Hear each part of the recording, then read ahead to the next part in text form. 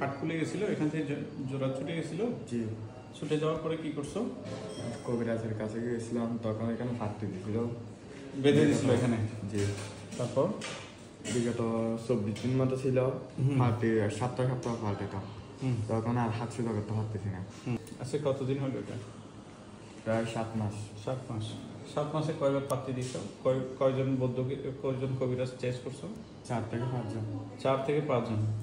আচ্ছা, যাই হোক, ওর হাতটা আসলে এলবো ডিসলোকেশন ছিল। এরপর হচ্ছে যে ও কবিরাজি করছিল। 7 মাস পরে আমরা একটু চেষ্টা করবো।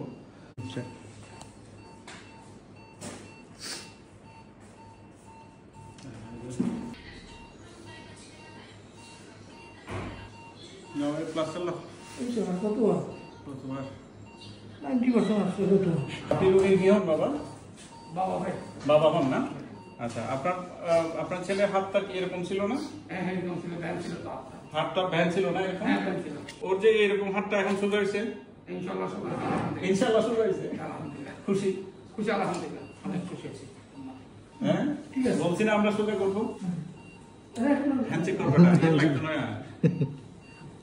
খুশি না? ধন্যবাদ। ধন্যবাদ। লাগান একটা জোরে নামাজ।